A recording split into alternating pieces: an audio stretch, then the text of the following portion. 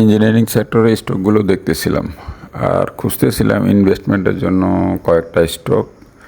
কিন্তু খারাপ ব্যাপার হলো কি, আমাদের যে ক্রাইটেরিয়া, ভ্যালুয়েশন ক্রাইটেরিয়া অনুযায়ী বেশিরভাগ স্টকে কিন্তু ফেল করে।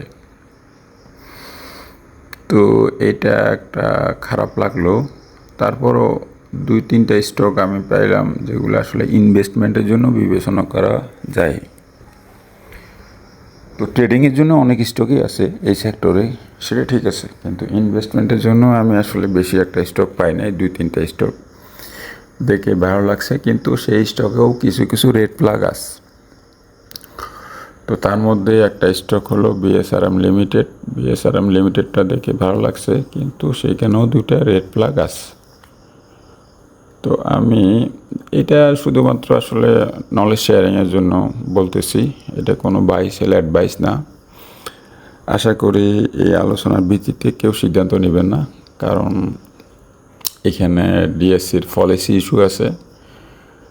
ব্যাপারটা আশা করি বুঝতেই তো পারছেন। যাই হোক, আমি একটু শেয়ার করি। আমি নর্মালি যেগুলো দেখি সেটা হচ্ছে, আমি এখানে ম্যানেজমেন্ট এফিসিয়েন্সিটা দেখি আসলে, যেখানে আমি আরওএ, রিটার্ন অন অ্যাসেট, অর্থাৎ ম্যানেজমেন্ট অ্যাসেটকে কীভাবে ইউটিলাইজ করতেছে, তার থেকে কী পরিমাণ রিটার্ন জেনারেট করতে পারতেছে, আরওই, রিটার্ন অন ইকুইটি এবং আরওসি, এইটা আমার কাছে গুরুত্বপূর্ণ। অর্থাৎ এখানে everything is in this parameter, that is written on capital employed, অর্থাৎ কোম্পানি যত ক্যাপিটাল, মানি বলেন, অ্যাসেট বলেন, এভরিথিং ইউটিলাইজ করে যে পরিমাণ রিটার্ন জেনারেট করতে পারছে, সেটা হলো এটা। তো এটা বেশ ভালো, আমার কাছে ভালো মনে হচ্ছে। বিএসআরএম লিমিটেডের ম্যানেজমেন্ট ভালো, তাদের এফিসিয়েন্সি ভালো, তাদের রিটার্নও ভালো মনে হচ্ছে। আর যদি আমি মার্জিন দেখি, মার্জিনের ক্ষেত্রে এখানে গ্রস মার্জিন লাস্টে ছিল 9.3%, যেটা খুবই কম। এটা 20%-এর উপরে হওয়া উচিত। তো এই মার্জিন কমে যাওয়া একটা বড় রেড সিগন্যাল। এখানে তাদের কস্ট অফ গুডস হয়তো বেড়ে গেছে, হয়তো র মেটেরিয়ালের দাম বেড়ে গেছে। অপারেটিং মার্জিন 7% মতো এবং নেট মার্জিন 6% মতো। তো সিএফসি মার্জিন 8.7%, যেটা ভালো। আর যদি আমি ভ্যালুয়েশনের দিকে দেখি, এখানে পি রেশিও 5 মতো আছে, যেটা স্টিল আন্ডার ভ্যালুড মনে হচ্ছে আমার কাছে। পিবি রেশিও 0.6, অর্থাৎ এখনও মার্কেটে প্রাইস বাড়ার, অর্থাৎ বুক ভ্যালুর সাপেক্ষে প্রাইস এখনও আমার কাছে আন্ডার ভ্যালুড মনে হচ্ছে। এই 2টা ফ্যাক্টরে আমার কাছে সেটাই মনে হচ্ছে। তারপরে আমি ফিনান্সিয়াল হেলথে যদি যাই, এখানে ক্যাশ 2.9 বিলিয়ন, নেট ডেট আছে, লোন আছে 24.06 বিলিয়ন, এবং এইটা অ্যামাউন্টও তো বোঝা যাবে না। আমি ডেট টু ইকুইটি রেশিও যদি দেখি 0.5। তো এখানে কোম্পানির কিন্তু ডেট, ভালো ডেট আছে, বাট এই ধরনের কোম্পানিতে, রানিং কোম্পানিতে এগুলা লেভারেজ হিসেবে ইউজ হয় ডেটটা। তো এটা কোনো সিরিয়াস ইস্যু না, এই জন্য আমি এটাকে গ্রিন ফ্ল্যাগের মধ্যে রাখছি। আর যদি আমি সিএজিআর দেখি, যদি আমি 3 ইয়ার্সে দেখি 1.1%, যেটা আসলে খুবই কম। এটা এই যেটা এই যে এখানে গ্রস মার্জিন থেকেই বোঝা যাচ্ছে। আর যদি 5 ইয়ার্স কনসিডার করি, তাহলে এখানে কিন্তু 16.7%, যেটা আসলে আগে ভালো ছিল আর কি। আর যদি আমি ডিভিডেন্ড যদি দেখি, ডিভিডেন্ড ইল্ড 4.6%, এটা বেশ ভালোই, যদিও এটা এফডিআরকে বিট করে না।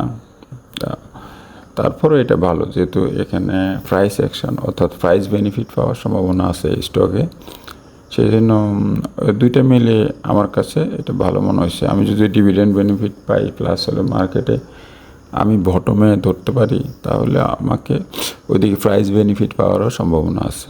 এটা আমার জন্য বলতেছি, আপনাদের জন্য না। তারপরে আমি ডিভিডেন্ড যদি দেখি, 26 সালে তো ডিভিডেন্ড এখন দেয়নি, জুন ক্লোজিং শেয়ার, এটা সামনে ডিভিডেন্ড দিবে।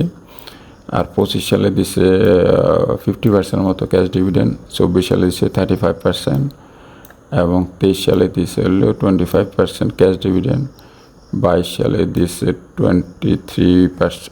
35% এবং 21 সালে দিচ্ছে 40% মতো ক্যাশ ডিভিডেন্ড। তো এইখানে কিন্তু কোম্পানি ক্যাশ ডিভিডেন্ড দিয়ে যাচ্ছে এবং ট্রেন্ডও ভালো। এই যে এটুকু দেখলে ট্রেন্ড ভালো।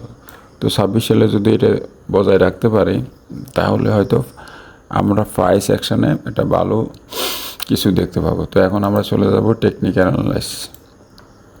তো টেকনিক্যাল অ্যানালাইসিসে যদি আমরা যাই, আমরা এখানে দেখতে পাচ্ছি এই যে এইটা কিন্তু এই লেভেলে যতবার বায়ার নিয়ে আসছে কিন্তু দেখেন সেলারের প্রেসারে কিন্তু বায়ার প্রাইসটা ধরে রাখতে পারে না।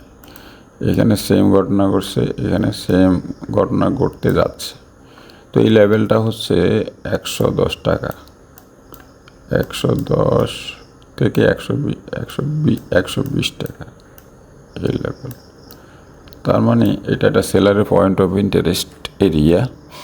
তো এখন আমরা যদি এই লেভেলে বাই করতে চাই, এটা কিন্তু চোখ বন্ধ করে বাই করা ঠিক হবে না। যারা ইনভেস্টমেন্ট করেন তাদেরও কিন্তু বাইং স্ট্র্যাটেজি ভিন্ন। তো আমি সেটা দেখাচ্ছি না, যারা ট্রেডিংয়ের জন্য করবেন তাদেরটা দেখাচ্ছি। তো এখন আপনি যদি বাই করতে চান, এই গ্যাপটা টার্গেট করে যদি বাই করতে চান, তাহলে কিন্তু আপনাকে যেটা করতে হবে, এই লেভেলটা একটা স্ট্রং ব্রেকআউট দিতে হবে। স্ট্রং ব্রেকআউট দিলেও বাই করা যাবে না, তারপরে এখানে একটা রিটেস্টমেন্ট লাগবে এবং রিটেস্টমেন্ট ক্যান্ডেলের লোয়ার উইক বড় হইতে হবে। রিটেস্টমেন্ট ক্যান্ডেলের লোয়ার উইক বড় হইতে হবে, এটা আমি আবার বলতেছি। এটা পিছনে যে সাইকোলজি সেটা আমি বুঝিয়ে দিচ্ছি। এরকম একটা ব্রেকআউট লাগবে, ব্রেকআউটের পরে একটা রিটেস্টমেন্ট লাগবে,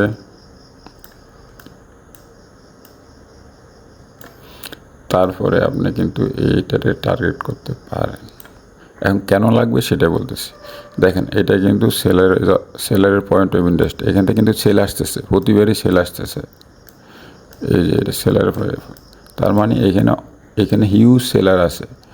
তো এই ব্রেকআউট দিয়ে বোঝা গেল সেলার থাকলেও বায়ার কিন্তু মার্কেটটা কন্ট্রোলে নিছে। কোনটা দিয়ে? এটা দিয়ে মার্কেটটা কন্ট্রোলে নিছে। কন্ট্রোলে নিলেও এইখানে নেওয়ার পরে কিন্তু আবার সেলার আসবে। কিন্তু এই যে সেলার আসবে, সেলারে করবে কি প্রাইসটাকে এইখানে ডাম করে দিবে, বসায় দিবে।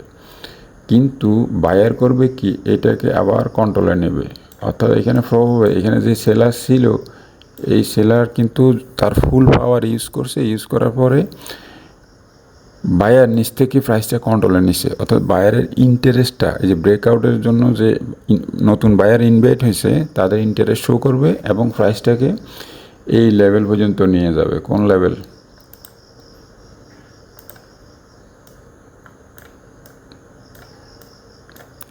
এই লেভেল পর্যন্ত আবার নিয়ে যাবে। দেন এটা কিন্তু কি হবে, আমি এই লেভেলকে টার্গেট করার জন্য আমি ট্রেড করতে পারবো। এটা কিন্তু টেকনিক্যাল পয়েন্ট থেকে বলা। আপনারা নিজ দায়িত্বে বিষয়টা দেখবেন এবং ট্রেড করবেন।